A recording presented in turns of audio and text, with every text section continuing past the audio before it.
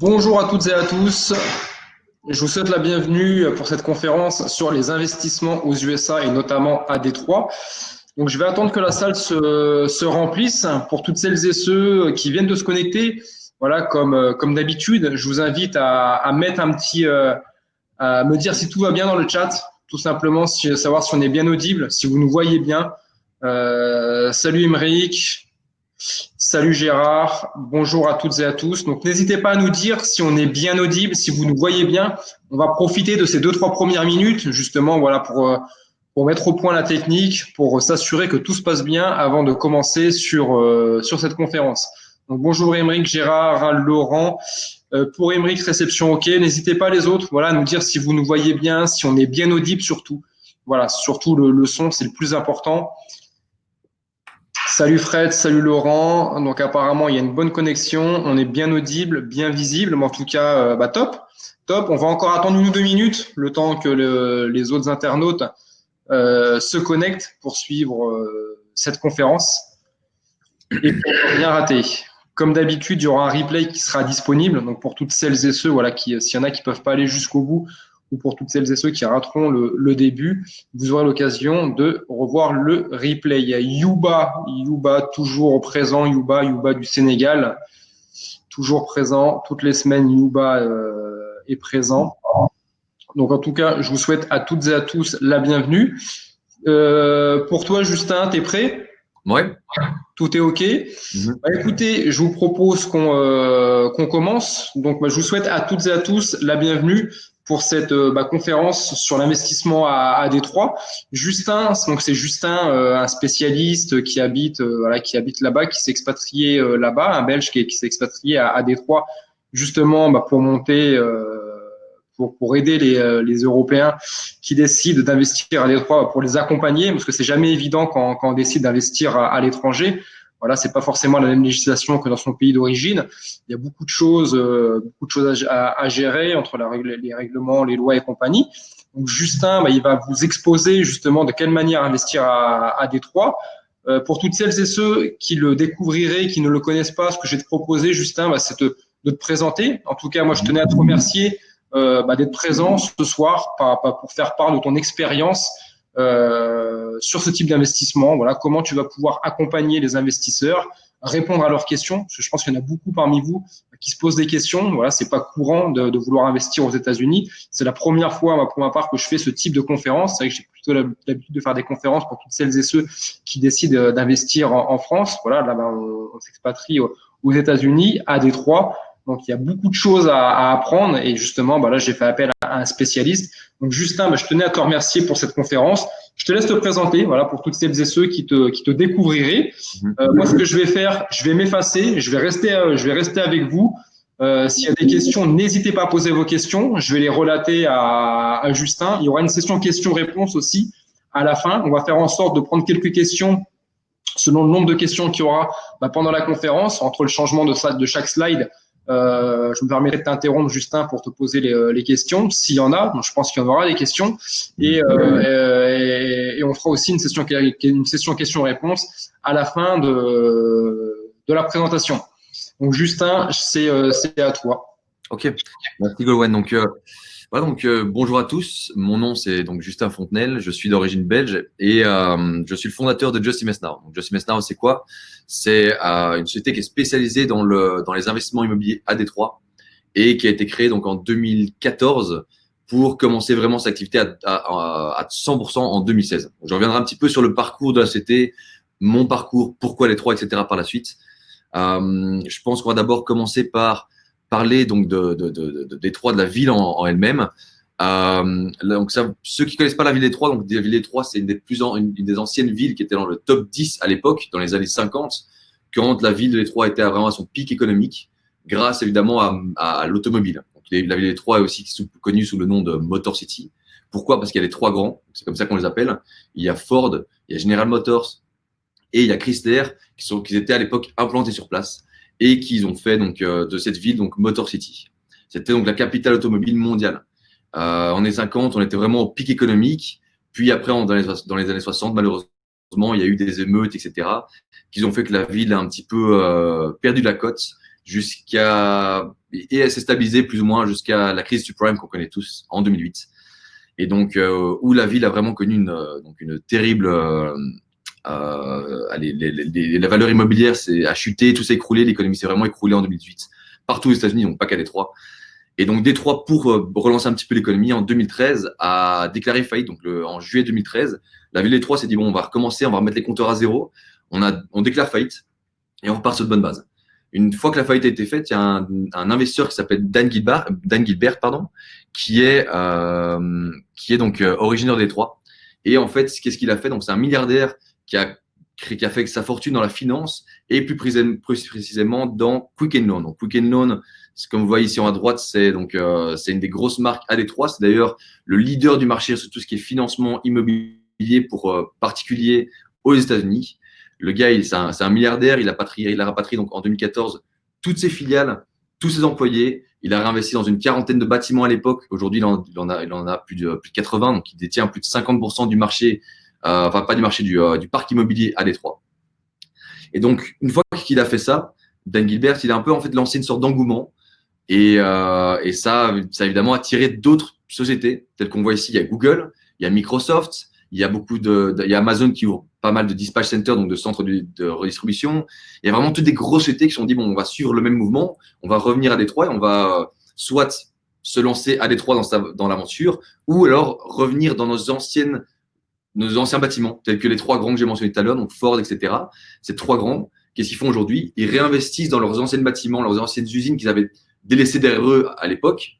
Ils les refont et du coup, ils les relancent et ils investissent encore dans d'autres bâtiments, etc. Donc, c'est vraiment un gros engouement. Il y a aussi évidemment plein de petites sociétés telles que la mienne qui se créent. Il y a plein de bars, des restaurants qui ouvrent tout le temps. C'est vraiment une ville qui explose en ce moment depuis 2014, grâce un petit peu à Dan Gilbert qui a un peu lancé la tendance et qui aujourd'hui est un peu connu sous le nom de sauveur Détroit, entre guillemets. Alors, Dan Gilbert, il a une vision pour Détroit, vu que lui, au point où il en est aujourd'hui, il fait un petit peu Détroit son Monopoly. Et comme vous avez pu voir, il y a plusieurs sociétés que j'ai mentionnées, donc Google, Microsoft, Amazon, d'autres sociétés à Dan Gilbert qui sont par exemple Bedrock, Rocket Fiber, toutes ces grosses sociétés, c'est des grosses sociétés qui ont un point commun. C'est quoi? C'est le numérique et la technologie. À savoir que Dan Gilbert aussi finance toutes les petites startups qui sont dans le numérique et la technologie. Et il a aussi, ça a été annoncé cette année, il a aussi donc, ils ont un projet pour 2021-2022, donc à commencer à construire une extension de l'université du Michigan, qui est la 18e meilleure université mondiale, au centre-ville de Détroit. Et donc, elle aura quelque chose de spécifique, cette université de Michigan, c'est que ce sera spécialisé dans du coup, de nouveau, tout ce qui est numérique et technologie. Donc, on va peut-être un petit peu se diriger peut-être sur une Silicon Valley, une nouvelle Silicon Valley. On part de Motor City, donc vraiment la ville connue pour l'automobile. On connaît tous Robocop et puis la technologie, etc. Et maintenant, on part vraiment sur la Silicon Valley. Et c'est comme ça que Détroit se dirige. Et en plus de ça, toutes les grosses sociétés qui ouvrent ici aujourd'hui, elles ont besoin d'employés, évidemment. Et on sait tous que chaque économie se base sur quoi? Sur une économie qui est basée sur l'emploi. Donc, l'emploi, pourquoi? Parce que si, par exemple, on a pas mal de gens qui habitent dans les grosses villes telles que New York, Chicago, et qui veulent améliorer leur qualité de vie et gagner peut-être le même salaire. Et comment faire? On va peut-être trouver le même boulot, ou un boulot similaire, avec le même style de paye, mais à Détroit. Pourquoi? Parce que Détroit, c'est une ville qui est évidemment c'est plus accessible pour donc un jeune couple, par exemple, qui veut lancer sa vie. À la place d'avoir un petit appartement à New York qui a 3, 4, 5 000 $ par mois, ils peuvent éventuellement acheter une maison ici et être propriétaire ou être locataire dans une maison complète. Voilà, donc c'est tous ces gens qui emménagent à Détroit, tous ces nouveaux emplois qui s'ouvrent à des nouveaux employés, ça fait une sorte de cercle en fait. Pourquoi? Parce que l'économie, c'est ça simple. On a l'employé qui va évidemment recevoir sa paye, dépenser de l'argent dans les restaurants et faire vivre la ville. Et c'est vraiment un cercle qui est continu, qui fait que la ville, évidemment, s'améliore et va dans la même direction. Donc ici, on voit aussi que Détroit, il y a pas mal d'activités. Donc Détroit, on sait tous, a une mauvaise image. La ville fantôme, la ville abandonnée, etc. C'était le cas à l'époque, c'était le cas avant 2014. Moi, la première fois que je suis arrivé ici en 2014, c'était assez fantôme, c'était un peu vide. Mais après, j'ai commencé à revenir tous les 6 mois et je voyais tous les 6 mois un changement hallucinant. Aujourd'hui, donc, on est en 2020. Bon, c'est le Covid, donc évidemment, il y a un peu moins de monde dans les rues comme partout. Mais en temps normal, tout est plein partout. Ça bouge vraiment fort. On a ici en haut à gauche le Belle Isle, qui est une île qui donne sur Détroit. Donc, c'est vraiment le Canada, vous l'avez à gauche et Détroit à droite. Et c'est une île où il y a, par exemple, il y a des festivals des cerfs-volants, il y a plein d'activités. Il y a aussi tous les mardis, il y a des films qui sont projetés au centre-ville. Il y a vraiment plein d'activités qui se passent à Détroit. Donc, c'est vraiment plus la ville qu'on connaît à l'époque et qu'on connaît dans les médias. Parce que les médias, on sait tous que la plus belle chose pour les médias, c'est les mauvaises nouvelles. Et c'est comme ça qu'ils attirent l'attention de beaucoup plus de lecteurs. Donc aujourd'hui, il faut vraiment changer cette vision qu'on a à propos de cette ville qui est totalement fausse en fait. Et c'est pour ça qu'on est là aujourd'hui. On en parle. Alors, pour revenir un petit peu pourquoi Détroit, donc moi, pour mon parcours, en fait, comment ça s'est passé en 2014, je travaillais pour mon père, qui est promoteur immobilier en Belgique et Luxembourg, et j'étais aussi agent immobilier au Luxembourg. Donc, j'ai aussi le patrimoine locatif de la famille, et j'ai voulu me lancer un peu dans ma propre aventure, dans mon propre business, et ne pas être sous mon père tout le temps. J'ai regardé un petit peu tout ce qui était marché immobilier aux États-Unis. Et le marché des Détroit était assez attractif. Pourquoi? Parce que les prix sont très accessibles. On a des maisons à l'époque, en tout cas, c'était plus dans les 25 000 à 50 000 dollars. Aujourd'hui, c'est un peu augmenté, évidemment. Et des rentabilités qui explosaient, tout ce qu'on peut espérer avoir en Europe. Donc, j'ai fait mon premier pas en tant qu'investisseur. Je suis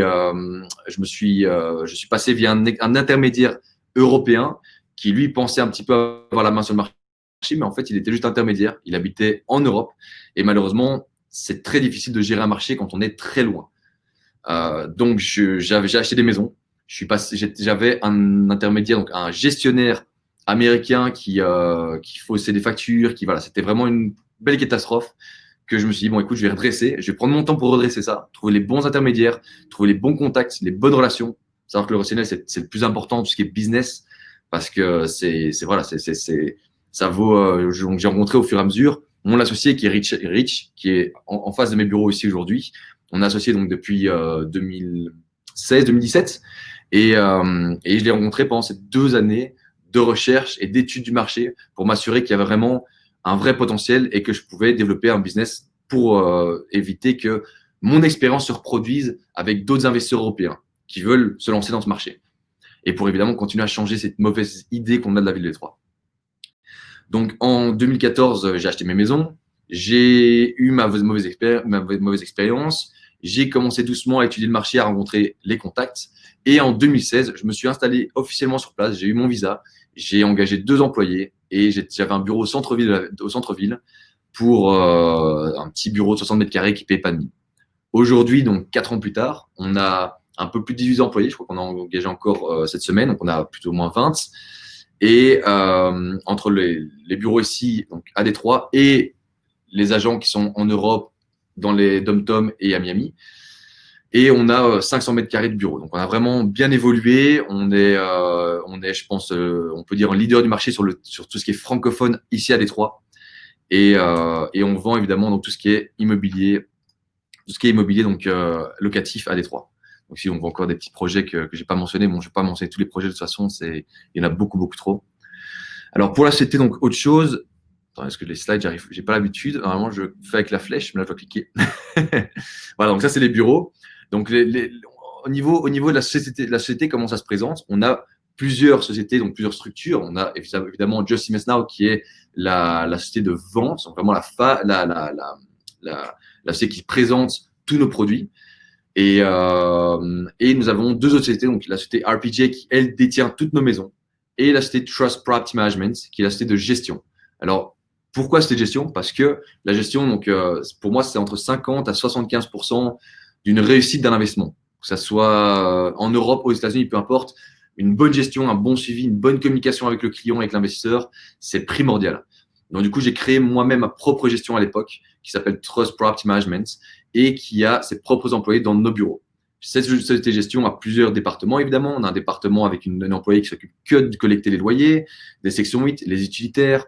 On a une comptable On a deux comptables. Donc, il y a une des comptables qui est à plein temps dans la comptabilité de Trust et de mes autres sociétés, et une comptable qui est service francophone également, qui parle français, qui est française et qui habite ici depuis quelques années, qui aussi communique avec les clients. Et on a aussi donc une autre française qui s'occupe aussi de la communication client, ce qui est super important. Donc, on a vraiment deux personnes qui s'occupent que de ça. On a j'ai ma manageuse qui gère toute l'équipe ici en bas, tout le staff. On a des field managers qui sont nos yeux sur le terrain, parce qu'on n'a pas toujours le temps nous-mêmes d'aller sur le terrain, mais on a vraiment deux field managers, un du côté ouest de la ville, un du côté est de la ville. Savoir que Détroit, c'est une des villes les plus étendues au niveau superficie aux États-Unis, donc c'est très très dur à recouvrir. Aujourd'hui, donc on a aussi donc plusieurs départements. On a le département donc Reda qui s'occupe de tout ce qui est acquisition des biens. Donc à savoir que nos produits, c'est quoi? C'est donc des maisons single family, on a aussi des multifamily et on a aussi des bâtiments appartements. Toutes ces maisons sont achetées au préalable. Donc c'est c'est comme ça que Reda vient donc joue son rôle.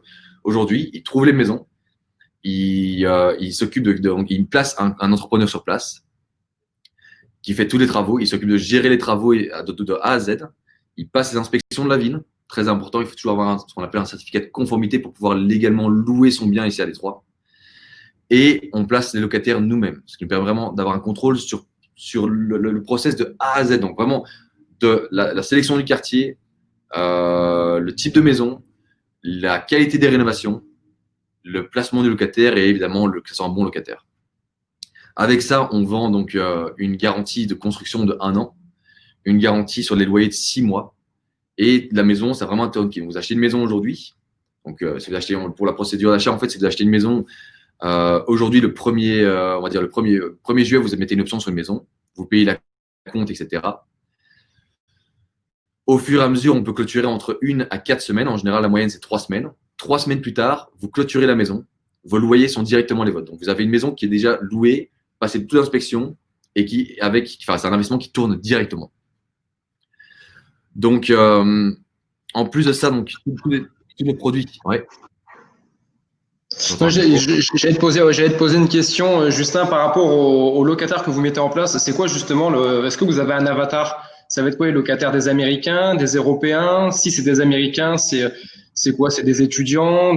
C'est quel type de locataires que vous mettez en place? Alors souvent, c'est des locataires, c'est des locaux. Donc c'est vraiment des locaux qui sont des jeunes familles ou des familles complètes qui bossent souvent pour Amazon. On a vraiment beaucoup d'Amazon. Pourquoi? Parce qu'Amazon, en fait, ils ouvrent beaucoup de centres de distribution autour de la ville. Et tous les employés, c'est des gens qui viennent de Détroit. Et donc ça, on a beaucoup de gens de Amazon, des gens qui travaillent pour GM, Ford, donc l'industrie automobile, évidemment. Ça, on en a vraiment beaucoup. Donc ça, c'est vraiment les types de locataires qu'on a. On a aussi ça, c'est les gens qui vont payer le loyer cash. Et on a aussi d'autres types de locataires qui sont aidés par des aides gouvernementales qu'on appelle Section 8. Donc ça, en gros, le gouvernement va nous payer directement à nous en tant que gestionnaire entre 50 à 100% de la totalité du loyer. Et le locataire, s'il a une portion à payer, il la payera chez nous. Donc c'est aides gouvernementales. On a deux types de locataires, cash et Section 8 en gros. D'accord. Ouais.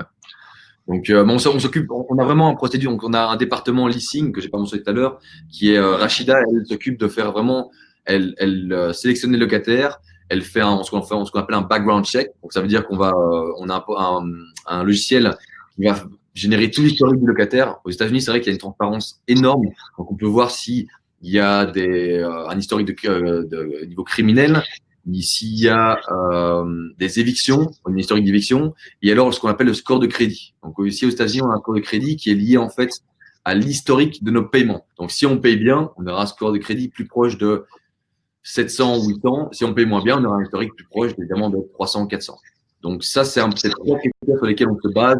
En plus, évidemment, des fiches de paye qui doivent être un minimum de 3 fois le loyer net et 4 fois brut.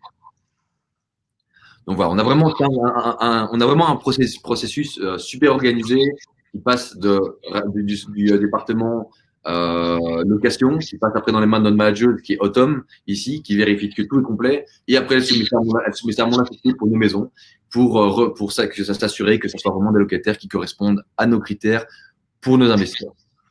Et ceux qui investissent, généralement en France, c'est que la peur souvent que peut avoir les futurs propriétaires, c'est les loyers impayés ou les dégradations des locataires. Ouais. Et là, c'est d'autant plus peut-être compliqué, enfin en tout cas c'est ce qu'ils peuvent se dire quand j'investis à l'étranger, où je vais pas pouvoir forcément me déplacer, mon bien, je vais pas pouvoir forcément le voir.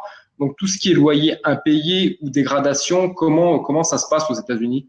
Alors, déjà, niveau transparence, évidemment, les investisseurs ont un portail, ils ont accès à un portail dans lequel ils voient tous leurs statements. Donc, les statements, c'est des rapports mensuels, en fait, qui va montrer l'historique de loyer, de frais, etc.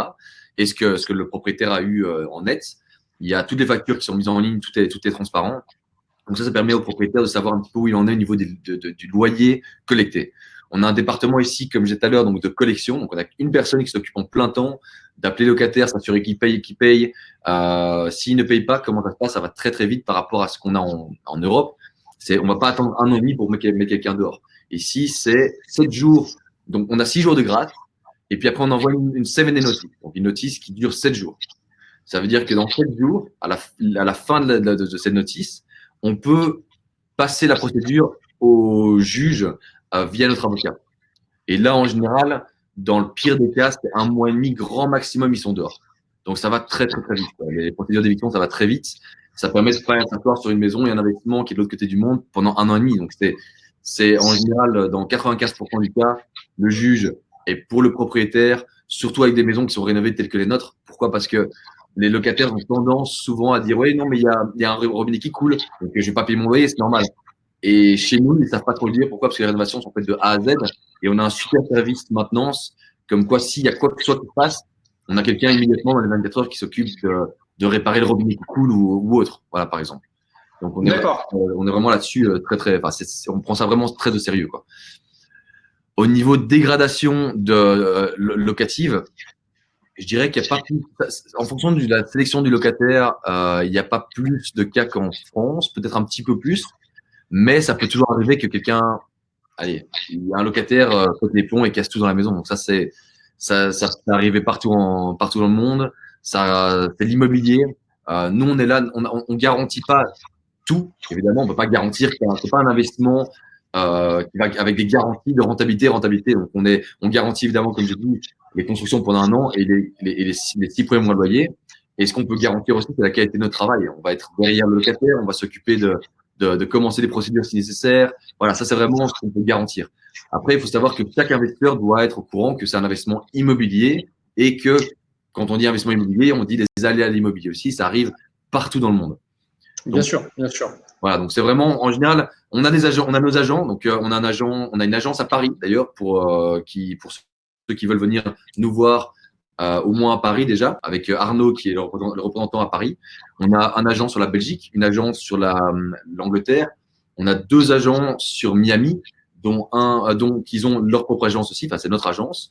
Et on a un agent sur les dom-toms. Donc on a vraiment pas mal d'agents qui, eux, s'occupent d'expliquer comment ça se passe à tous les clients.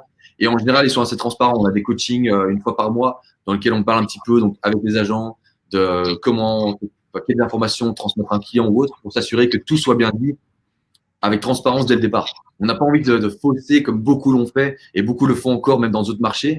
Les clients disent ouais mais c'est garanti, c'est sûr que tu vas avoir tes 13%, etc. Voilà, c'est de la fausse vente. On aime bien être transparent dans nos démarches et on fait que ça soit de la vente du bien à l'achat du bien pour l'investisseur à la revente dans 5-10 ans du bien. Donc, il y a vraiment une transparence complète de A à Z. C'est un peu là-dessus que nous, on se base. Transparence et confiance, quoi. D'accord. Maintenant, au niveau, voilà, quand on regarde un peu les rénovations ici, il y a 2 petites choses à savoir. C'est que, voilà, une rénovation, quand il y a un toit qui est pas net, on le remplace automatiquement. Toujours. Donc, tout ce qui est toiture, chaudière, chauffe-eau, les vitres, on met toujours des vitres en double vitrage. Parce que dans le long terme, pour la revente, c'est un critère impératif pour revendre avec une plus-value. Et des vitres, vous montez facilement à 5 000 $ pour remplacer toutes les vitres de votre maison. On n'a pas envie que ce genre de frais soit à charge du propriétaire quand il veut revendre sa maison en 5-10 ans. Le but, c'est que dans 5-10 ans, le propriétaire, tout ce qui est je parle trop à l'anglaise, tout ce qui est poste qui est coûteux, comme j'ai dit, toiture, chaudière, vitres, etc., soit déjà fait au préalable par nos services au moment de la revente et que eux, quand ils veulent revendre plus tard, ils ont quoi faire? Peut-être une petite upgrade au niveau de la salle de bain et évidemment refaire les peintures, les sols, que la maison soit propre et puis on peut la revendre. Donc c'est vraiment des frais qui sont minimales par rapport à ce que vous pouvez faire si les travaux ne sont pas faits correctement. Un critère très important des trois, c'est quand vous regardez sur le slide ici, il y a tout à droite, il y a une cuisine, c'est les cuisines en granit. Alors, c'est des plans de travail en granit, des nouvelles cuisines qui sont totalement refaites avec une crédence qui est un peu sympa. C'est un peu de look qui est sympa. Et aux États-Unis, ici, par exemple, je viens de vendre une maison, donc, pas un investisseur, mais un local. On l'a mis en vente à $109 000. On l'a rénové, mais le propriétaire ne voulait pas faire trop de rénovation. Donc, on a vraiment fait le minimum. C'est un propriétaire, un client à moi ici, donc américain. Et il n'a pas voulu faire la cuisine en granit, sous mes recommandations. On a reçu une offre à 109 000, donc plein prix. L'expertise est revenue à 100 000. Alors pourquoi? Parce que il n'a pas voulu faire de cuisine en granit. Une cuisine en granit, ça coûtait quoi? $3 000. Et il aurait gagné $10 000 de plus. En fait, ce qu'il y a, c'est que les critères par rapport aux ventes qui ont été faites dans le voisinage, les critères, les standards de rénovation n'étaient pas au même niveau que le quartier. Du coup, il a perdu de la valeur. Et c'est pour ça que nos cuisines sont toujours en granit. Tous les détails comme ça, c'est super important pour s'assurer que l'investisseur a une valeur de revente dans le futur et qu'il ne va pas investir $30 000 dans la rénovation. Que ça soit juste peinture et cosmétique. Voilà. Ça, c'est très important à savoir et c'est pour ça qu'on fait tout de A à Z. Il y a Gérard qui pose une question. Quels sont grosso modo les coûts de rénovation selon l'état des lieux? C'est comme en Europe, comme en France, où les matériaux sont moins chers là-bas? On est sur quel coût à peu près? L'état des lieux, quand tu dis l'état des lieux, est-ce que c'est au moment d'un turnover, quand le locataire part et qu'on fait l'état des lieux? Non, selon l'état de la pièce, quoi. Ça dépend. Nous, notre moyenne de rénovation, c'est environ 25 000 $, parce qu'on refait vraiment tout. Maintenant, il y a des maisons qu'on fait plutôt 10, 15, parce qu'il y a déjà une grosse partie qui est déjà faite. La toiture est bonne, la chaudière est neuve, on va pas changer tout ça. Et des fois, on fait 40, 50 000 parce que la maison, elle a été abandonnée pendant 5 ans. En Détroit, c'est une ville. En 2014, quand moi je suis rentré dans le marché, il y avait 80 000 maisons vacantes. Aujourd'hui, pour information, on n'est qu'à 18 000. Et le maire d'Ougan, de la ville, est en train de faire une levée de fonds de 250 millions, qui est très prometteuse et qui va d'office se passer pour abattre ces 18 000 maisons et revendre les terrains à des promoteurs immobiliers qui vont faire des projets derrière. Donc, il y a une énorme évolution et évidemment, il y a toujours encore des maisons qui sont vides depuis des années et celles-là sont les plus coûteuses. Elles coûtent moins cher, évidemment, mais il y a toujours des gros frais à mettre dedans. Donc, il n'y a pas de frais par salle, etc. Ça dépend vraiment de ce qu'il y a à faire. Mais en général, moyenne, nous, on est dans les 20-25 000. Quoi. Et il y a une autre question. Peut-on faire un prêt immobilier aux USA si on est non-résident? Alors, c'est une question qui me revient tous les jours, vraiment tous les jours. On a déjà essayé de travailler là-dessus avec d'autres, avec des gens qui sont dans le financement, etc. On n'a pas encore trouvé la solution. Mon associé, hier, j'ai trouvé une dizaine de gens qui font potentiellement ce genre de prêt pour étrangers, ce qui n'est pas facile. Et mon associé, qui est plus pointu là-dedans, il a quand même 10 ans d'expérience dans tout ce qui est ce qu'on appelle mortgage, donc prêt immobilier, etc. Il va regarder ça, donc on y travaille. C'est en cours, on y travaille. C'est pas facile parce que, comme j'ai dit, donc les gens en général se basent sur tout ce qui est le score de crédit, etc. Ce qu'un investisseur étranger n'aura pas. Donc c'est moins traditionnel pour les Américains. Donc ce sera plus difficile à trouver, mais on y travaille. Je pense qu'on va arriver à trouver des gens qui vont le faire. Parce qu'évidemment, c'est positif pour tout le monde. Les investisseurs qui sont déjà achetés avec nous, qui ont un portefeuille de quelques maisons, ils peuvent refinancer ces maisons pour acheter derrière. Nous, évidemment, ça nous fait des ventes, tout le monde y gagne. Voilà, donc c'est quelque chose de vraiment très important sur lequel on travaille. Quoi. Le crédit vendeur, vous le faites, vous, Justin? Non, on fait pas donc le crédit vendeur, donc c'est nous qui faisons un crédit donc au client, c'est ça que tu veux dire? Ouais, le crédit vendeur, c'est d'acquérir la propriété. Enfin, grosso modo, c'est devenir propriétaire c'est de payer la maison en 4-5 ans, de verser un acompte peut-être de 20-30% d'acompte ou un peu 20-30% d'acompte. Et avec les 20-30% d'acompte, on est propriétaire et le prorata du loyer nous revient. Alors, j'aimerais vraiment pouvoir le faire. Le problème, c'est que j'ai pas de fonds illimités et que on vend pas mal de maisons et qu'on a besoin de nos fonds pour le réinvestir dans nos maisons. Ce serait, ça malheureusement je le fais pas donc. C'est impossible au jour d'aujourd'hui, et surtout si on veut faire du volume. D'accord. On a quand même on a une bonne demande. Le marché immobilier est en feu actuellement, donc on peut pas se permettre de faire ça, quoi. Ça c'est sûr. Mais bon, on va essayer de débloquer ces financements parce que on a beaucoup trop de demandes, que ce soit de clients locaux, des nouveaux expats qui sont en cours de visa ou autres, ou alors des Français, Belges, etc., qui eux veulent investir et aller faire office de levier avec leurs fonds propres. Donc voilà. De manière générale, je sais qu'en général, ils doivent mettre au moins 30% sur la table en cash et que le taux d'intérêt est entre 5 et 6%. C'est des taux d'intérêt qui sont évidemment nettement supérieurs à ce qu'on a en Europe. Maintenant, ça reste intéressant parce que quasiment, les loyers sont censés payer facilement pour tout ce qui est pour la différence, quoi. Donc c'est suffisamment intéressant. Ok, alors, je te laisse continuer, on reviendra aux questions après. Ouais, pas de problème. Donc voilà, ici encore des cuisines. On a bien parlé des rénovations. Et je pense que j'ai parlé aussi donc de la première procédure d'achat qui est très rapide. Maintenant, on va parler un petit peu de nos services. Donc, comme j'ai dit, on est vraiment, donc on fait tout ce qui est investissement immobilier. On est spécialisé là-dedans. D'ailleurs, moi, je suis moi-même agent immobilier. On a notre propre brokerage qui s'appelle Trust Realty. Donc, c'est encore une société différente de Trust Property Management. C'est vraiment pour tout ce qui est vente via agent immobilier. Donc, moi-même, Red Eye agent immobilier et le broker Alithia ici en dessous qui est la comptable. Donc, on a une licence appropriée pour faire notre boulot correct, enfin, en toute légalité. Et alors, on vient de débloquer un nouveau service. C'est ce qu'on appelle le Real Estate Asset Management. Donc, en gros, c'est que s'il y a des gens qui veulent soit diversifier leur patrimoine d'une autre façon ou juste investir dans ce type de produit, c'est quoi? On fait une sorte de partenariat ensemble. On gère, nous, le portefeuille de ce client et on fait de l'achat, rénovation, revente dans Détroit. Comme on fait ça avec notre propre fonds, on achète des maisons, on les rénove et on les revend sur le marché local avec plus-value. Donc, il y a ça. On est aussi en train de développer évidemment sur d'autres villes. Donc ça va arriver plus tard. On fera pas mal de communication là-dessus dans le mois à venir. Et on fera aussi ce genre de transactions et ce genre de diversification de patrimoine et d'investissement pour nos investisseurs avec le asset management. On a la gestion locative en français.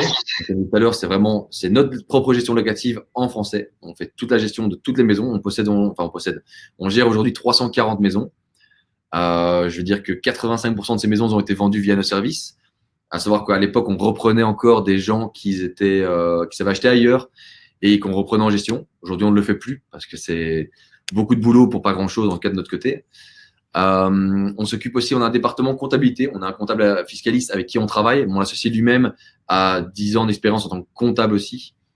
Et donc, on s'occupe de la création des LLC à distance, la création des comptes bancaires américains via Bank of America et de la fiscalité complète. Donc, si vous avez des questions par rapport à un montage fiscal, etc., on a un fiscaliste en Belgique, Luxembourg qui est en contact avec notre fiscaliste ici américain. Et on a aussi un comptable français qui peut aussi vous aider, qui lui-même est investisseur chez nous. Donc voilà, on a tous les outils pour faciliter l'investissement ici aux États-Unis et bien vous conseiller. Et on a aussi un fonds d'investissement. Alors, le fonds d'investissement, c'est pour l'investisseur qui veut juste investir et voir les profits rentrer, pas regarder les statements tous les mois, etc. Donc ça, c'est un peu un investissement tranquillité. Le fonds d'investissement fait quoi? Il génère 4,25% de rentabilité nette garantie par an. Et en plus de ça, il y a des bonus. Donc, en fonction de la performance de ce fonds, il y aura des bonus. L'objectif du fonds, c'est d'atteindre des 10% plus pour l'investisseur. Donc, c'est encore une autre façon de diversifier le patrimoine via nos services. Et alors, on travaille aussi avec une agence qui est Currency Direct pour tous les transferts de devises. Alors, depuis qu'on travaille avec eux, tous nos closings se font à temps. Pourquoi? Parce que l'argent arrive à temps chez le notaire.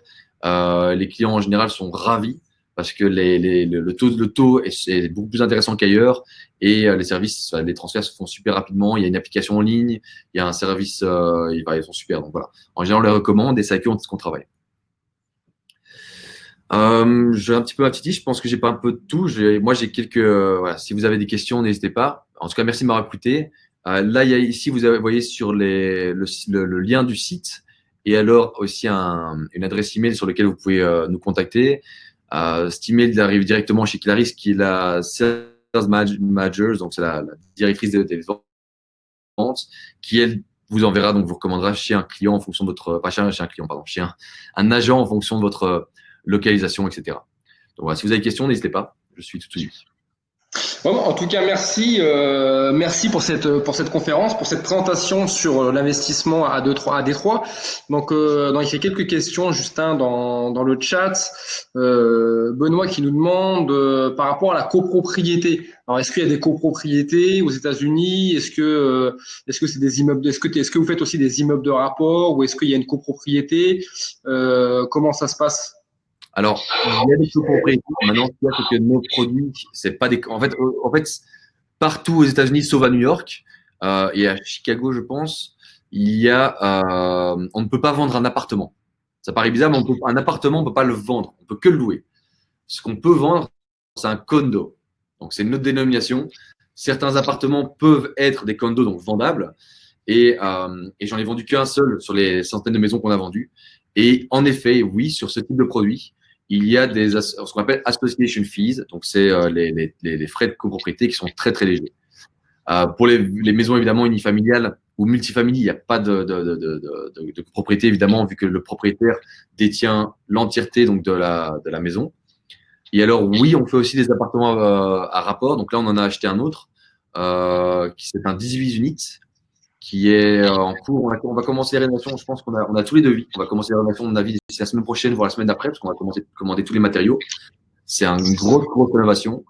C'est un bâtiment 18 units qui va se vendre pour 589 000 $, je pense, et la rentabilité au-dessus de 13%. Donc, on a des immeubles de rapport. En général, c'est une façon pour les investisseurs d'avoir une plus belle stabilité au niveau de la rentabilité locative, mais moins de plus-value.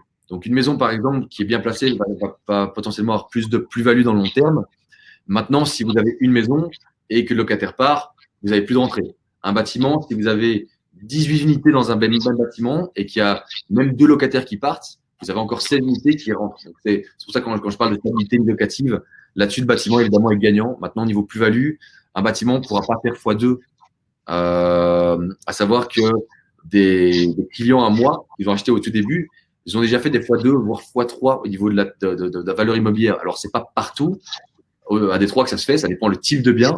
Donc, à savoir que nos biens ça se vend entre 45 et 95 000 $, et la rentabilité entre 10 et 15% de net de l'an. Ça variera un petit peu la plus-value en fonction du type de bien que vous choisissez.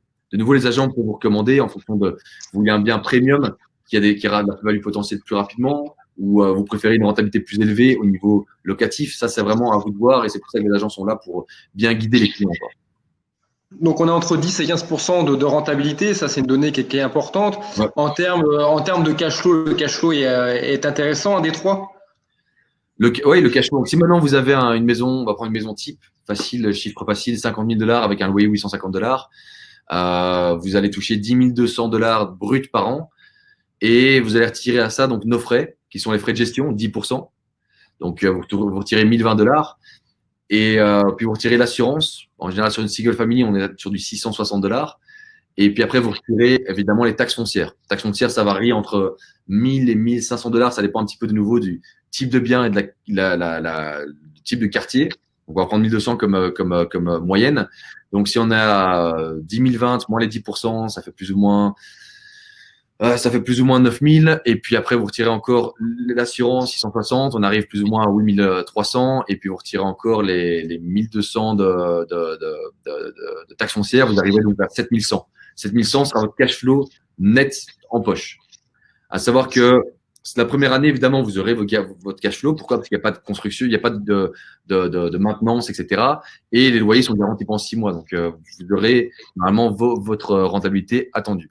Après, les années d'après, comme on a parlé tout à l'heure, il y a les allées immobiliers, les rénovations sont totalement faites, mais un robinet qui coule, ça peut encore arriver. Il y a des choses qui peuvent arriver, et en général, voilà. Mais de manière générale, tous nos investisseurs, on fait des récaps tous les 6 mois de nos investisseurs qu'on envoie par tableau Excel. Tous nos investisseurs qui vont acheter depuis 3-4 ans, quand on regarde la rentabilité moyenne au fil des années, on voit qu'il y a une rentabilité minimum, vraiment dans le pire des cas, c'est 8% de l'an. Après impôt, on parle. Donc, ce qu'il y a, c'est que même s'il y a des frais, vu que la rentabilité annoncée de 12-13% est très, très élevée, même si vous enlevez 1 000 $ par an, vous serez toujours au-dessus de 12%. Vous enlevez vos impôts, etc., vous êtes encore à 9%. Donc, vous avez une sorte de coussin de protection, en gros, grâce à cette rentabilité qui est plus élevée et au fait que la maison a totalement été rénovée. Donc, vous n'aurez pas une chaudière à remplacer dans les années à venir. La chaudière, elle sera bonne jusqu'à la revente de la maison. Donc, voilà, c'est les choses qui permettent d'économiser un peu d'argent et de s'assurer que l'investissement soit rentable. C'est pour ça que les gens reviennent chez nous. Si vous regardez aujourd'hui sur Google, vous tapez Just Invest Now, vous verrez toutes les revues Google qu'on a. On n'a pas une seule de mauvaise. Les gens sont ravis de nos services. On a des clients qui témoignent de leur plein gré sur YouTube, etc. Donc, on dit toujours en fait à nos clients qu'on est une sorte de famille. Moi, j'aime bien, je vois sur le long terme. C'est comme ça que j'ai été éduqué avec mon père, qui est donc lui un businessman. On voit sur le long terme. Si un client a investi avec nous, on n'est pas là pour faire un one shot et dire allez goodbye. On a fait notre profit maintenant et allez, bonne chance pour votre aventure. Non, on est plus on vous accompagne tout au long de l'investissement. C'est pour ça qu'on a cette gestion. On vous accompagne jusqu'à la fin et la revente du bien. Pourquoi? Et c'est pour ça qu'on est licencié, on est diplômé agent immobilier. Comme ça, on peut faire le boulot de A à Z en toute légalité. Donc, le but, c'est vraiment de faire partie de la même équipe, d'acheter ensemble, de faire des profits ensemble, et que dans 5-10 ans, les gens viennent vers nous et disent tiens, monsieur Fontenelle, pardon pour le petit monsieur Fontenelle, écoutez, on a fait une super aventure avec vous. Maintenant, on a vendu notre maison avec plus-value. Qu'est-ce que vous avez comme produit à proposer aujourd'hui? Le but, c'est vraiment de faire du long terme. On est là pour toujours. Donc, voilà. Et on travaille avec passion, très important. On aime tous notre boulot et notre petit mot entre les agents et l'équipe, on travaille avec passion. Donc, on aime ce qu'on fait, quoi. Ah ouais, j'aime bien ça, ça me plaît. Ça me plaît pour tout ce qui est fiscalité, il y a quoi à savoir en termes de fiscalité justement quand un Européen investit aux États-Unis?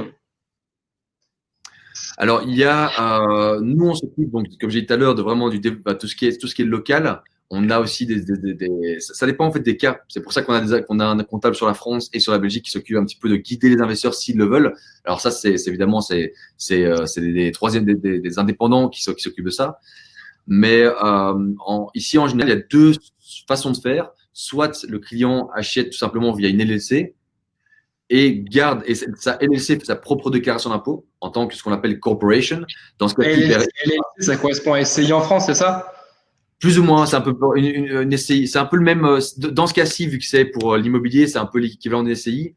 Et Arnaud, qui est notre agent sur Paris, qui est très détaillé, il a fait un petit book là-dessus. Je sais plus ce qu'il avait dit. Je crois que c'était une SARL, l'équivalent aussi d'une SARL ou autre, je pense. J'ai pas envie de m'avancer trop. Il connaît mieux ça que moi. Mais c'est un peu l'équivalent d'une SARL, si je ne me trompe pas, et d'une SCI. Donc, c'est ce qu'on appelle une Limited Liability Company. Donc, c'est assez straightforward. Et du coup, cette société fera sa propre déclaration d'impôt et paiera 21% d'impôt, quoi qu'il arrive, flat fee. Ou alors, si maintenant, c'est plus intéressant pour l'investisseur en fonction de sa situation en Europe, on fait un ITIN number. Un ITIN number, c'est l'équivalent du numéro de sécurité sociale américain pour étrangers. Et donc là, vous faites une déclaration d'impôt sur votre société, donc votre LLC, qui détiendra toujours le bien, qui donnera ce qu'on appelle un K1, donc un K1 à vous en tant que personne physique, et vous ferez votre propre déclaration d'impôt aux États-Unis, via nos services de comptabilité évidemment. Et là, les barèmes, ça commence à 10%, puis ça fait 15, et 20, et 25, etc., en fonction du revenu. Maintenant, il y a des cas, etc., donc, pour lesquels notre fiscaliste ne le conseille pas nécessairement parce que vous payerez plus. Donc ça, on fait ça en fonction des investisseurs. Ok, j'avais une question. Est-ce avantageux d'investir à Détroit ou à Cleveland? Alors, je ne sais pas si Cleveland, c'est votre terrain de jeu ou si vous avez des projets là-bas. C'est une question que j'ai dans le chat. Oui, bien sûr. Donc, Cleveland, c'est un marché qu'on connaît depuis, c'est sûr. C'est deux marchés complètement différents. Je pense que Cleveland, c'est un bon marché pour tout ce qui est stabilité locative. C'est un marché peut-être qu'au niveau locatif, au niveau rentrée, c'est peut-être un marché un peu plus stable. Par contre, au niveau de la plus-value, Détroit, c'est vraiment le plus intéressant. À savoir que Détroit, quand c'est bien géré, En général, comme je l'ai dit tout à l'heure, les rentabilités restent très, très intéressantes, même si vous avez des frais qui peuvent arriver. Donc, c'est deux marchés très différents. Détroit, il y a beaucoup, beaucoup, beaucoup d'investissements, il y a beaucoup de renouveau, il y a des milliards et des milliards de dollars qui circulent à Détroit. Ils refont tout le centre-ville, ils refont tous les alentours. Au niveau plus-value et long terme, un investissement long terme, je suis 300% Détroit sera plus rentable. Pour les investisseurs qui sont un petit peu frileux de Détroit et qui veulent peut-être commencer par un investissement plus stable aux États-Unis, Cleveland, pourquoi pas. Alors, j'ai parlé tout à l'heure qu'on allait se diversifier dans d'autres marchés. Cleveland en fait peut-être partie. En tout cas, vous le saurez très bientôt dans les 30 jours. J'ai pas trop envie de m'avancer. Mais comme on dit, stay tuned. Mais voilà, je pense qu'il y a d'office deux bons marchés qui peuvent éventuellement être diversifiés. On peut très bien acheter à Détroit et à Cleveland pour diversifier. On a des clients à nous qui l'ont fait et qui ont acheté à Cleveland, pas bien service malheureusement parce qu'on n'était pas sur place à l'époque. Et donc voilà, ça peut se faire. Une question aussi par rapport aux maisons dont la fourchette entre 40 et 95 000 euros. On me demandait la surface moyenne justement de ces maisons. On est sur quelle superficie à peu près? Alors, quand on est entre 40 et 45, voire 50 000 $, on est plus sur des deux chambres. Donc, deux chambres briques ou alors en bardage, donc PVC pour certaines, mais c'est les moins chers en général. Et là, on est plus sur du 750, 850 pieds carrés. Donc, ça fait un pied carré, c'est 1,10. Donc, ça fait plus ou moins 10%, divisé par 10. En gros. Donc, entre 70 et 80 mètres carrés. Et pour la moyenne de nos biens qui sont plus souvent des 3 chambres, voire 4, on est plus entre 110 et 150 mètres carrés. Donc, c'est quand même des. D'accord. Il y a Thierry qui nous demande, la question elle est incomplète. N'hésite pas à reformuler ta question, Thierry. La fiscalité sur la plus-value.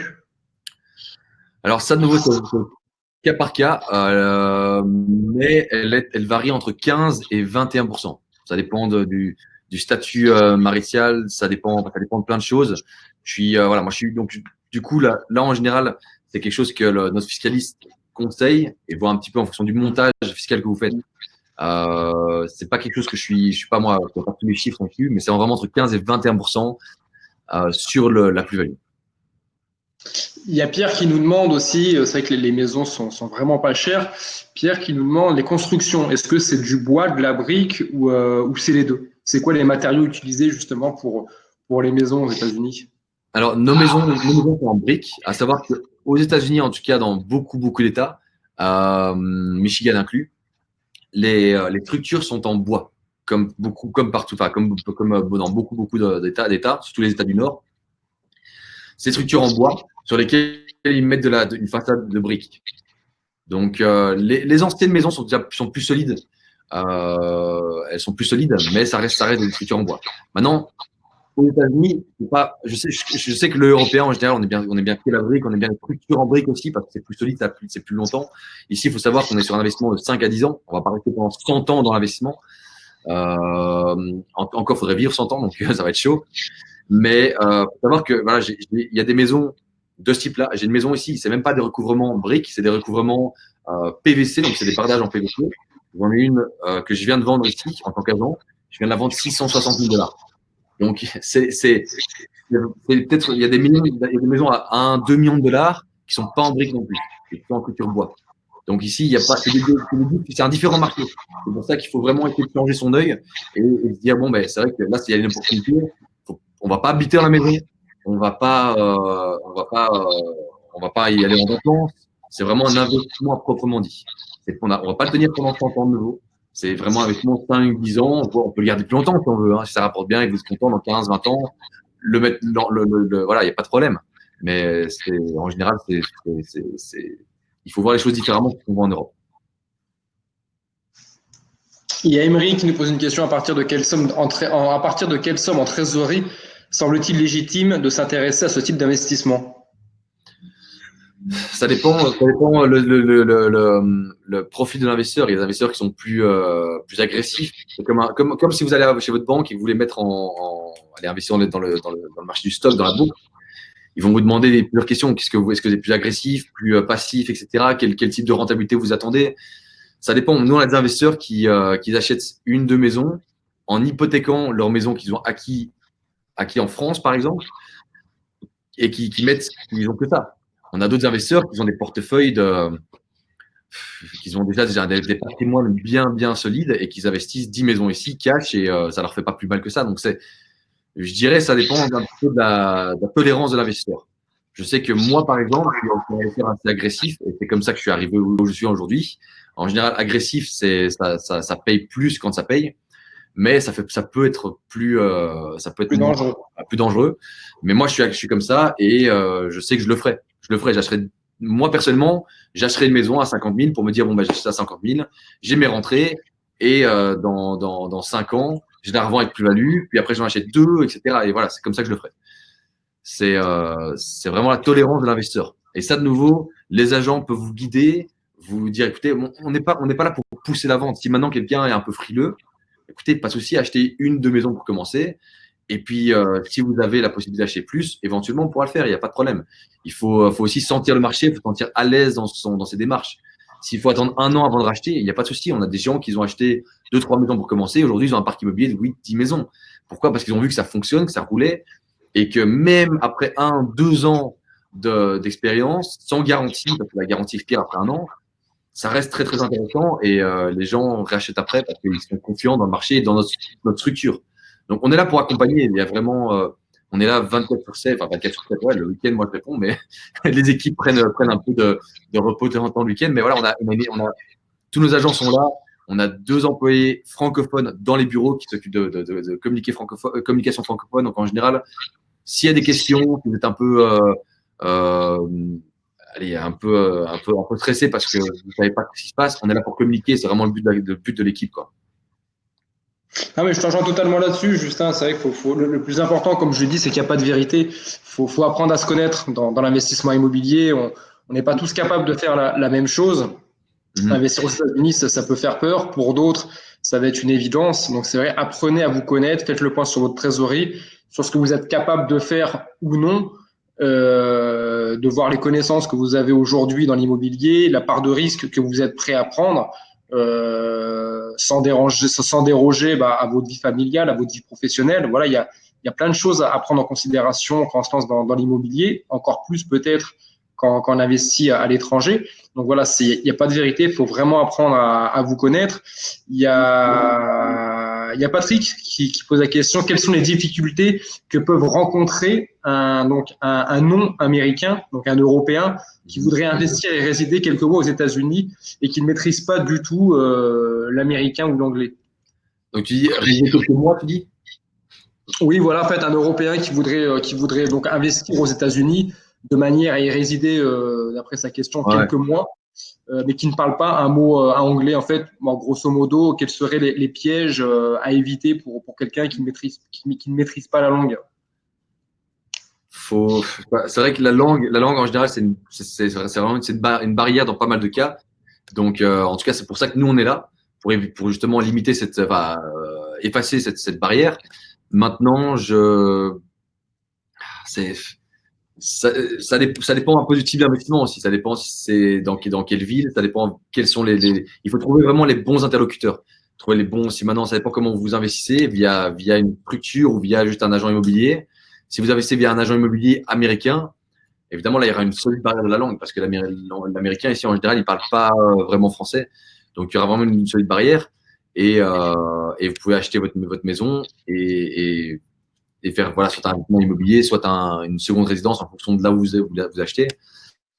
Maintenant, pour résider ici, il y a aussi le problème de visa. Vous avez un visa ESTA qui est un très bon visa pour les touristes, mais il ne faut pas dire que vous allez venir faire de l'immobilier et vivre pour faire des investissements. Il faut juste dire, voilà, écoutez, voilà, je viens ici pour faire du tourisme, etc.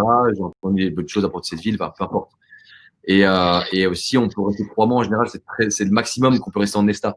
Donc, si on veut rester plus longtemps, il faut du coup voir pour avoir un autre visa tel que je crois que c'est les B1 ou je sais plus quoi, je sais plus exactement. Moi, j'ai un visa E2 qui va transformer bientôt grâce à ma belle conjointe qui est américaine en green card. mais voilà, il faut voir un avocat d'immigration à la limite à ce moment-là si vous restez plus longtemps que 3 mois consécutifs, quoi. Donc, c'est des questions qui sont peut-être Voilà, l'immobilier, c'est vrai qu'il y a la barrière de la langue et c'est pas facile, mais il y a dans toute ville, peu importe où vous achetez, il y a toujours des agents immobiliers francophones, ça c'est sûr. Peut-être moins dans d'autres. À Miami, par exemple, vous en avez plein, ça c'est clair et net. C'est quand même la plus grosse communauté francophone qui est. C'est d'ailleurs pour ça qu'on a ouvert une agence là-bas. Mais dans des villes comme Cleveland, je pense que la communauté francophone est très très très petite, donc ce sera peut-être plus difficile, par exemple. Donc en tout cas, Patrick, voilà, moi je t'invite à contacter Justin si tu veux en savoir plus, surtout pour te faire accompagner si c'est un type d'investissement qui t'intéresse, surtout si tu parles pas anglais ou américain, voilà, au moins le fait de te faire accompagner, bah, il y aura cette barrière de la langue qui n'en sera plus une.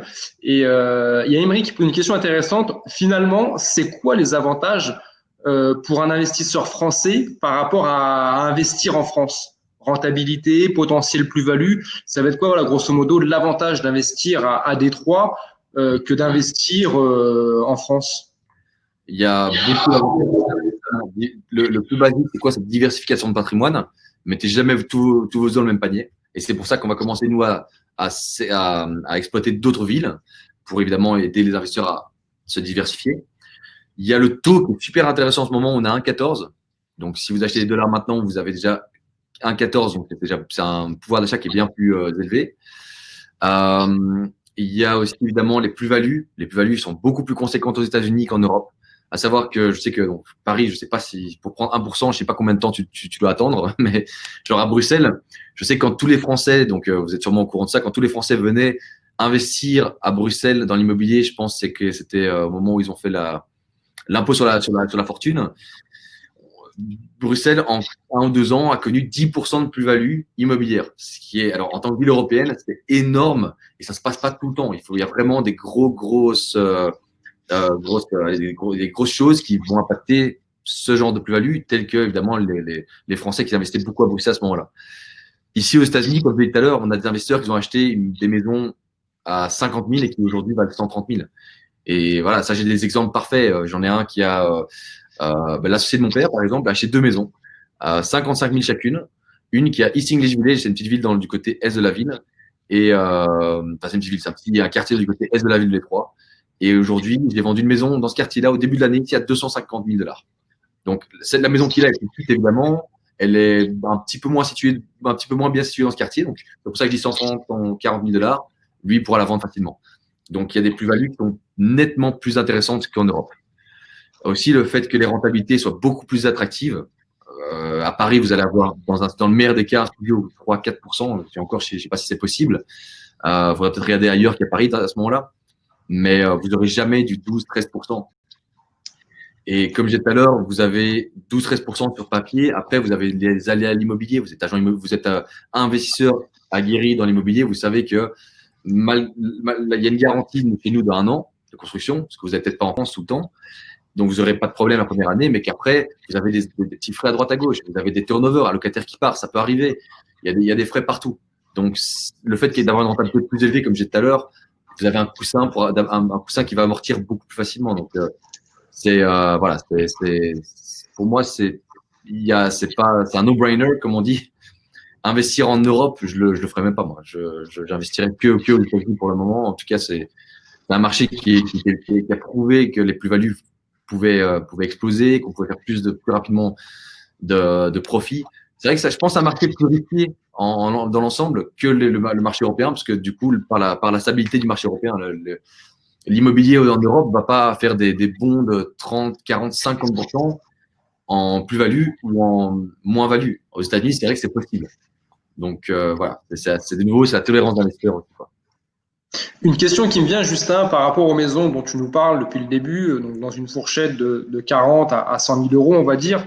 On prend une moyenne, tu nous parles de maisons à 40, 50, 60 000 euros. C'est quoi aujourd'hui, ou enfin, c'est quoi dans les 5 ans ou 10 ans pour toi, la plus-value, les plus-values latentes, les plus-values espérées sur une maison, on va dire, moyenne de 50, 60 000 euros? Alors, ça dépend de ce qui se passe dans la vie. Non, ça dépend pardon, je mélange mes idées. Donc, ça dépend de quel type de quartier vous achetez. Parce que si maintenant on se base sur tout ce qui se passe dans la ville, vous allez, vous aurez d'office une plus-value avec tous les investissements qui se passent, etc. Mais ça dépend du nouveau le type de quartier et du coup du type de prix que vous allez payer. Si vous allez payer 45 000 $ pour une 2 chambres, pour avoir du 13,5% de rentabilité locative, vous n'aurez pas du x2 de plus-value. Moi, mon estimation personnelle et avec mon expérience personnelle, vous aurez plus du 20-30% de plus-value dans les 5-10 ans. Si maintenant vous achetez une maison, ce que nous on appelle premium, qui commence en général à 65 000 $ minimum, qui va jusqu'à 95 en ce moment-là, vous allez rentrer dans une plus-value instantanée. Donc ça veut dire que là, par exemple, hier, on a mis une maison à vendre. C'est la plus chère single family qu'on ait jamais mis à vendre. En général, sur ces prix-là, on a des multifamilies, donc avec 2 ou 3 unités. C'est 95 000 $ la maison. Vous avez du 10,41% de rentabilité nette. C'est encore frais. J'ai fait les rentabilités hier soir, donc j'ai encore les rentabilités au décimal près. Et vous avez une plus-value instantanée de minimum 30 000 $. 25, voilà, parce que j'ai fait une estimation hier. Et la maison, il y a des maisons dans ce quartier-là qui sont vendues entre 130 000 et 165 000 $ aujourd'hui. Donc, ça veut dire qu'on vend cette maison à 95 000 $ aujourd'hui avec plus-value directe. Donc, le but, c'est pas de la revendre directement. Pourquoi ? Parce que nous, on la vend avec un locataire. De toute façon, vous ne pouvez pas la revendre directement à un propriétaire local qui va, lui, se faire financer pour payer les 130 000. Parce qu'il y a un locataire. Et le bail, vous ne pouvez pas le casser. Ce n'est pas le but. Le but, c'est de garder la maison et de la vendre à 150 000 dans 5 ans, par exemple. Mais au moins, vous avez une sécurité de plus-value, déjà instantanée. Et ça, on vend toutes nos maisons premium à l'appui d'une étude de marché que je fais moi-même en tant qu'agent immobilier. Donc, ça, c'est vraiment les plus-values que vous pouvez attendre, à mon avis. Je pense que pour les premiums, vous avez des plus-values instantanées. Et en plus de ça, vous avez une plus-value potentielle encore de 30% en plus. Donc, vous faites quasiment du 100% des fois de plus-value potentielle. Et qu'est-ce qui fait que vous, ces maisons, vous arrivez à les toucher à 95 000 $ et dans les jours ou dans les semaines, vous pouvez avoir des acquéreurs à 130 000 $? Alors, c'est que donc déjà, on ne les touche pas à 95 000 $, on les revend à 95 000 $ parce que tous les travaux sont faits dedans. Donc, on achète les maisons, on les rénove. Et ce qu'il y a, c'est que si maintenant on veut la vendre sur le marché local, la même maison, si on veut la vendre sur le marché local à 130 000 $, on va devoir donc la lister. Donc, moi, je vais devoir la lister en tant qu'agent immobilier sur le marché. On va avoir des offres de particuliers qui veulent l'acheter, se faire financer par des établissements financiers, des banques ou autres, pour acheter la maison. Du coup, on rentre dans la boucle de financement. Et en plus de ça, aussi, je n'ai pas précisé, c'est qu'on ne peut pas revendre un bien à quelqu'un qui va faire financer avant d'avoir détenu ce bien pendant 3 mois. Donc, ça veut dire qu'on achète la maison, on la rénove, et puis après, on va attendre 3 mois. Alors à savoir que notre temps d'achat, rénovation, etc., en général, c'est 1 mois. Et on attend 3 mois pour pouvoir commencer la vente. Voilà, on commence la vente dans 3 mois. On a enfin un client, on va dire 2 semaines après. On rentre dans la procédure de prêt, etc. Donc il fait quoi ? Il fait une inspection. Il fait une expertise. Et ça revient. Il faut corriger les choses que l'inspecteur a trouvées. Parce qu'il y a toujours des choses que l'inspecteur trouve. Et ça, c'est encore 1 mois et demi, 2 mois en plus. Donc ça veut dire que ça prend dans le meilleur des 4 mois et en moyenne 6 mois. Donc, on récupère notre argent en 6 mois. Et le truc, c'est que nos maisons à nous, on les achète, on les rénove et souvent, elles sont même vendues avant la fin des rénovations parce que les gens nous connaissent et on vend les maisons très rapidement. Donc, elles tournent en général 1-2 mois. En général, c'est le taux de turnover d'une maison. Donc, nous, on préfère récupérer nos fonds avec nos profits. Des profits peut-être qui sont largement plus bas que si on la vendait à 130 000, mais au moins on peut faire tourner la machine. Et en plus de ça, nos clients ils bénéficient d'une plus-value directe et d'un bon produit. Et de nouveau, comme je disais, ça fait partie de l'esprit d'équipe, de l'esprit de la boîte. On fait partie de la même équipe. Il n'y a pas que nous qui gagnons de l'argent. Le but, c'est que tout le monde y gagne. Et dans ce cas-ci, tout le monde y gagne. Donc voilà, c'est pour ça qu'on est basé sur cette mentalité et qu'on ne va pas nous revendre ces maisons à 130 000 quoi. J'avais entendu parler aussi que si on possédait une maison, un investissement qu'on avait payé cash, mettons 95 000 $, qui était ensuite beaucoup plus facile d'investir, pour un Européen aux États-Unis, d'investir par rapport à un système d'hypothèque où les banques seraient beaucoup moins frileux justement par rapport à un Européen qui aurait déjà acquis un premier bien aux États-Unis et qui l'aurait déjà payé. Je ne sais pas si tu as entendu parler. Américaine ou française ? Non, banque américaine. Banque américaine. Ils sont moins frileux, mais de nouveau, il y a des problèmes parce que le problème, c'est que tu es pas résident à ce moment-là. Donc, même si nos clients détiennent des biens, ils sont toujours pas résidents et du coup, il faut passer via des systèmes, des organismes financiers plus personnalisés, moins traditionnels que des banques, etc. Moi-même, alors que je suis résident depuis 2016, je commence à avoir un score de crédit qui est solide parce que j'ai toujours eu un bon score de crédit parce que je paye, mais il n'est pas solide parce que j'avais pas d'historique de plus de 3 ans. Maintenant, je l'ai. Mais à l'époque, j'ai été refusé par ma propre banque Chase, alors que il y a de l'argent pour des transactions immobilières, donc il y a pas, voilà, il y a quand même suffisamment de fonds pour prouver que je suis créditable. Ils m'ont refusé une carte de crédit avec une limite de $1000. Donc c'est ma propre banque. Donc, c'est pas facile de rentrer dans le système américain en fait. D'accord. Est-ce que tu as des questions? Est-ce que tu as des choses à rajouter, toi, par rapport à des choses importantes, des questions qui n'auraient pas été soulevées par rapport à ton expérience, ton expertise? Je pense que déjà, quelque chose qui est très important à faire, c'est que la plupart de nos clients maintenant, au jour d'aujourd'hui, avec la notoriété qu'on a commencé, etc., l'historique qu'on a, ils achètent à distance sans se déplacer. Mais pour les gens qui hésitent, vraiment, venez sur place. Pourquoi? Parce que j'ai jamais eu un seul investisseur, jamais, qui est venu à Détroit et qui n'a pas acheté. Quand ils viennent dans nos bureaux, quand ils voient qu'on est réel, que tout est physique, quand ils voient les maisons, les rénovations, tout, ils achètent. Parce que c'est à savoir qu'un billet d'avion et l'hôtel et le séjour va représenter quoi? Peut-être 1%, peut-être 2% de l'acquisition d'une maison. C'est pas ça. Je pense que ça vaut la peine pour un premier achat si vous avez quoi que ce soit comme hésitation. Il faut absolument venir sur place parce que je pense que ce serait trop dommage de passer à côté d'une opportunité telle que celle-ci juste parce qu'on a un petit peu frileux et qu'on a. Alors pour les gens qui de nouveau on parle de tolérance comme tout à l'heure, s'il y a une tolérance vraiment, c'est pas pour moi, je oublie. Mais si on hésite, je pense qu'il ne faut pas passer à côté, il faut venir sur place pour se rendre compte physiquement de ce qui se passe et de ce que c'est réel. Ça, c'est super important. Aussi, je voulais vous rassurer un petit peu par rapport au Covid. Donc, c'est peut-être quelque chose qu'on peut être. Je pense que tout le monde est au courant aujourd'hui. Le marché se porte super bien. On a, nous, notre société ici, à nos investisseurs, on a vendu 13 maisons ce mois-ci. On a 6 qui sont déjà prêtes à être vendues et clôturées en août. Donc, ça se passe très bien à ce niveau-là. Et le marché local pour revendre en propriétaire est en ce qu'on appelle on fire. C'est vraiment super chaud en ce moment. J'ai donc la maison que j'ai vendue, que je vous ai parlé tout à l'heure, que j'ai vendue à $660 000 dans les banlieues ici. Elle est partie en 2 jours, donc ça va très très vite. Le marché est vraiment très très fort pour le moment. Donc il faut pas prendre peur par rapport au Covid. Je pense que s'il y a une crise, c'est une crise mondiale. Je pense qu'on est en plein dedans en fait. Donc, mais que les gens en ont un petit peu marre et que on veut reprendre notre activité à 300%.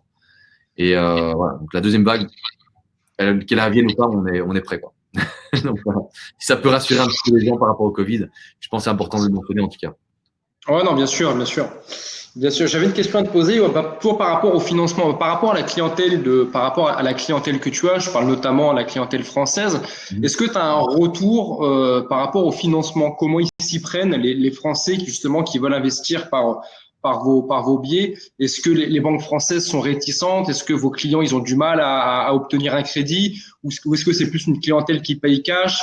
C'est quoi les retours que tu as par rapport aux banques françaises et par rapport à tes clients justement? On a souvent des gens qui payent cash. Souvent des gens qui payent cash. Maintenant, on a pas mal de gens aussi, évidemment, qui payent via crédit, qui font leur petite pop-up de leur côté, où ils font leurs hypothèques, etc.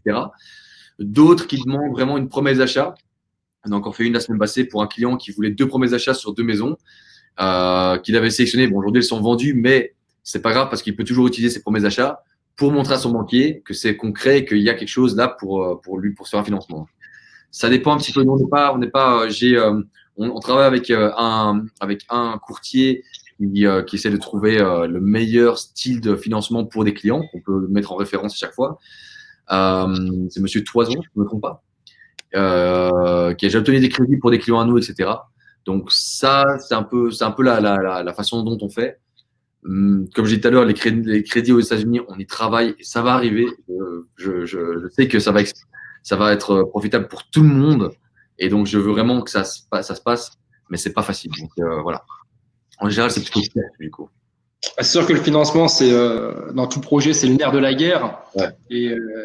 Et Et c'est vrai que si des banques américaines pouvaient financer les Européens, c'est vrai que ce serait beaucoup plus simple, quoi. Ce serait beaucoup plus simple. C'est vrai que ce serait aussi une belle ouverture pour vous parce que vous auriez encore davantage de clients qui vous solliciteraient pour acquérir des biens.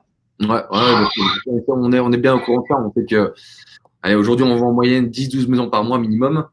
Et si on avait, par exemple, accès à ce genre de financement, les gens qui achèteraient 2 maisons d'entrée, ils pourraient en acheter peut-être 5 parce qu'ils auraient un financement derrière. Donc, les gens voudraient, on doublerait facilement nos ventes, je pense. Voilà, c'est quelque chose qui nous permettrait de nous étendre peut-être encore plus rapidement grâce au fait qu'on ferait plus de profit pour d'autres villes, etc. Le but de la société, c'est vraiment d'être. Je sais qu'il y a des francophones un peu partout qui font leur petit business, etc. Nous, le but, c'est d'être vraiment le leader francophone de tout ce qui est investissement immobilier aux États-Unis. Donc, on était à Détroit à l'époque plusieurs. Aujourd'hui, j'ai toujours été un peu le seul francophone réellement implanté sur place, à savoir qu'il y a beaucoup de gens qui ont fait ce que je fais aujourd'hui, mais en tant qu'intermédiaire, habitant en France ou en Floride. Souvent, c'est des gens qui habitent en Floride qui font un business ailleurs aussi et ils croient qu'ils savent avoir la main sur le marché, mais au niveau, c'est un marché sur lequel il faut vraiment être sur place à 300%. Et c'est pour ça que je suis venu sur place et que j'ai déménagé sur place. Pour pouvoir être crédible et connaître le marché mieux que personne. Et donc, vraiment, là, le but de la société, c'est d'évoluer avec tous nos investisseurs dans le long terme et d'être la référence investissement immobilier aux États-Unis, quoi. Il y a Laurent qui nous pose une question par rapport, Laurent, les loyers sont versés sur un compte aux USA. Voilà, savoir en fait si demain, nous, Français, on investit aux États-Unis, est-ce qu'il faut ouvrir un compte aux États-Unis ou est-ce que les loyers pourront être versés directement sur un compte? Comment ça se passe? Alors, donc, les loyers sont versés sur nos comptes à nous en tant que gestionnaire. On déduit les frais, etc. Et puis, on paye le net à l'investisseur sur son compte Bank of America qu'on aura créé au préalable. Donc, on a un service, notre comptable fiscaliste crée la société et il crée le compte bancaire à distance. Donc, ça, on peut s'en occuper sans souci. Certains investisseurs utilisent d'autres plateformes que Bank of America, donc ils ont leur propre compte bancaire qu'ils ont Revolut, par exemple, ou autres, qu'ils ont créé eux-mêmes. Ou alors, ils veulent aussi des virements directement en France ou en Europe. Et là, on leur fait un virement tous les 3 mois parce qu'évidemment, là, je crois que c'est $35 de frais bancaires et ça leur charge, évidemment. Donc là, c'est pas très intéressant d'avoir sur un loyer de $850, moins l'assurance, moins les frais de gestion, moins les taxes foncières, encore enlever $35 de frais. Tous les mois, ça impacte évidemment la rentabilité. Donc, autant le faire tous les 3 mois. D'accord, il y a Yacouba donc, qui repose une question dont il y a eu la réponse, il me semble. Pour les crédits, peut-on passer par des banques françaises ou aux USA et aux USA? J'ai pas trop compris la formulation de ta question. Donc comme l'a dit Justin, voilà, faut privilégier les banques de ton pays. Donc si tu es résident en France, donc une banque française sera toujours plus simple. Voilà, Justin l'a expliqué par rapport au scoring, par rapport à tout ça. C'est beaucoup plus compliqué pour un Européen d'avoir un prêt immobilier avec une banque locale. Donc voilà, privilégier les banques de votre pays. Il y a Patrick apparemment qui est en contact avec vous déjà. Donc Patrick, mais sinon je t'invite à recontacter Justin en privé. Sinon la question de Patrick, c'était pouvez-vous nous détailler le déroulement d'un achat immobilier à Détroit? Comme vous le savez déjà, je suis en contact avec vous et souhaiterais investir dans l'immobilier à Détroit et également y résider quelques mois par an. J'ai pas vu la question. Cela me permettrait de lever mes doutes. Merci. Alors, j'ai pas tout compris. La fin. Je peux déjà expliquer la procédure d'achat. En fait, c'est très simple. Les agents qui comptent un petit peu le type de bien en fonction de l'investisseur, en fonction de ses recherches. 1, 2, 3 maisons. Voilà, ça dépend un petit peu. Le type de rentabilité qu'il choisit, qu'il cherche, le type de plus-value qu'il regarde, etc. Enfin, vraiment les agents qui s'occupent de guider un petit peu tous les investisseurs là-dessus. Une fois que l'investisseur a fait son choix, il sélectionne une maison, il signe une promesse d'achat et il envoie $5,000 d'acompte sur notre compte séquestre. Et alors, à ce moment-là, donc évidemment, sur la promesse d'achat, on met la date de closing qui varie entre 1 à 4 semaines en fonction évidemment de la préparation de la maison et de l'investisseur quand il sera prêt évidemment de virer les fonds, etc. Donc, 3 semaines plus tard, en moyenne, en général, on a le closing. Le closing, vous faites le virement. Donc, admettons la maison, c'est $50,000. Vous avez déjà déposé $5,000 sur notre compte séquestre. Le notaire prend les frais de notaire, évidemment. va prendre vraiment, il va prendre le prix, 50 000 $, plus les frais de notaire, moins les 5 000 $ que vous avez déjà payé sur le compte séquestre d'Acompte. Et là, vous aurez votre virement à faire directement chez le notaire. Une fois que le virement est fait, que nous avons reçu le compte chez nous sur notre compte de la part du notaire, vous êtes officiellement propriétaire. Après ça, il y a le département de gestion, donc Véronique, qui va rentrer en contact avec l'investisseur, qui va vous envoyer un contrat de gestion à signer pour pouvoir gérer votre maison et qui va vous souhaiter la bienvenue et vous créer un accès au portail dans ce qu'on appelle notre logiciel qui est Propertyware. Donc, et une fois que vous avez ça, c'est parti, vous êtes propriétaire, les loyers vont commencer à tomber. Donc, si maintenant vous achetez et qu'on clôture une maison le 1er août, le loyer d'août dans son entièreté sera le vôtre et sera payé le 1er septembre. Donc, le 1er septembre, vous allez recevoir le statement, donc le rapport mensuel sur votre portail, qui va dire, OK, vous avez payé $150 de loyer, moins 10% de frais de gestion, moins l'assurance. Et vous allez donc pouvoir avoir accès à ça et recevoir votre virement qui correspond à votre net, sur votre virement, sur votre compte bancaire. D'accord, il y a une dernière question, une autre question de Gérard.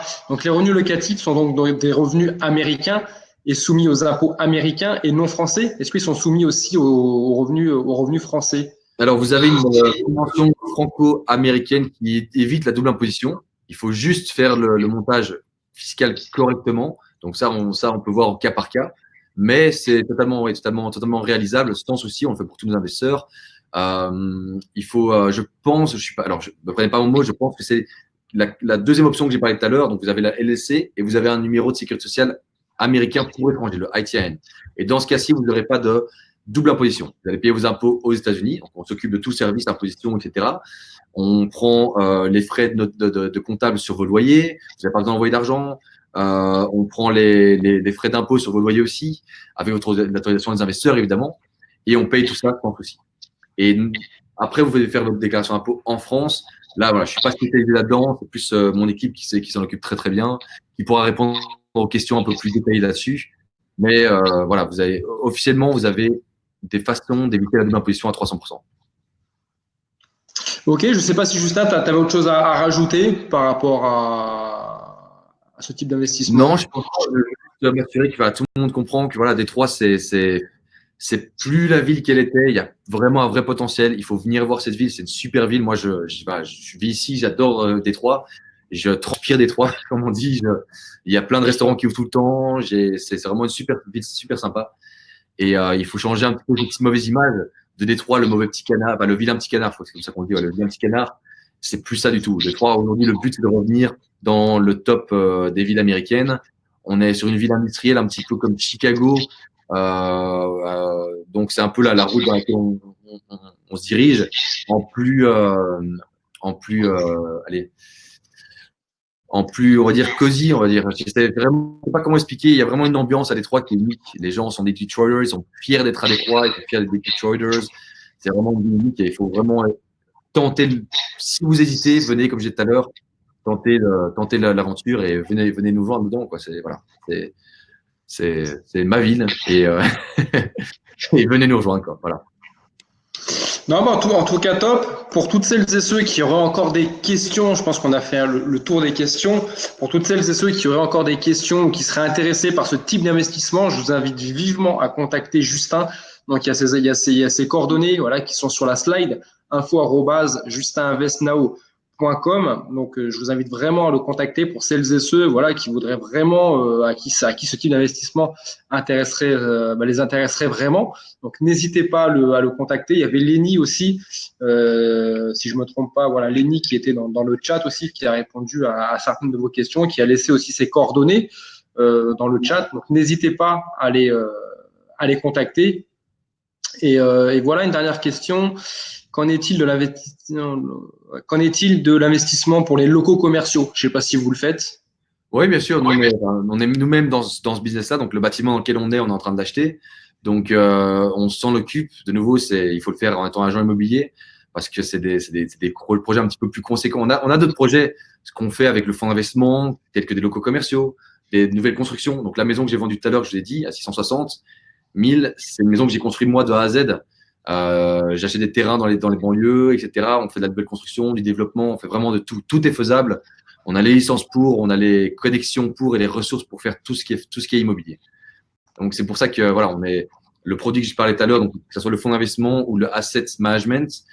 Donc l'asset management, pour petit rappel, c'est la gestion du patrimoine de client par client. Donc, si un client a $500 000 et qui veut investir avec nous, voilà, on fait un montage comme quoi nous, on peut démarcher tout ça et travailler ensemble en collaboration avec cet investisseur et diversifier ces $500 000 dans des produits qui sont profitables et diversifier évidemment en plusieurs produits. Donc voilà, tout est faisable. En tout cas, merci Justin pour cette présentation, pour avoir répondu à toutes les questions. Comme je vous l'ai dit, s'il y en a qui ont encore des questions par rapport au replay que vous pourriez revoir par la suite, n'hésitez pas à contacter Justin. Voilà, il se fera un plaisir de vous renseigner, voire même de vous accompagner dans votre projet. Et voilà, je vous souhaite à toutes et à tous une excellente soirée. On se retrouve, ce sera jeudi prochain, 18h. Il y aura un mail, je vous communiquerai le mail en amont.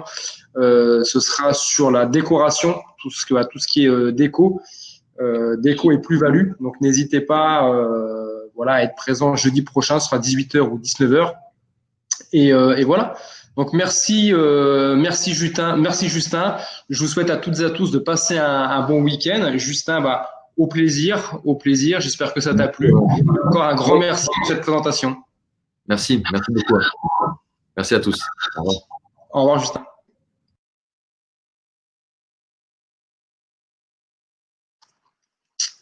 Alors, Émeric, non, ce ne sera pas avec Pauline, ce sera avec Jean-Christophe Griselin. C'est vrai que j'ai oublié de le présenter. Donc, Jean-Christophe Griselin, je serai en live jeudi prochain. Je ne sais plus l'horaire, si c'est 18h ou 19h. Ça vous sera reconfirmé par mail début de semaine. Donc, ce sera avec Jean-Christophe Griselin. Il y a le replay qui est disponible sur la précédente conférence sur les immeubles de rapport. Et le replay de cette conférence sera disponible d'ici 3-4 jours.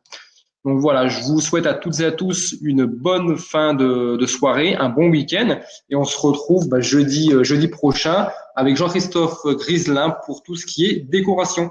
À très vite, bye bye.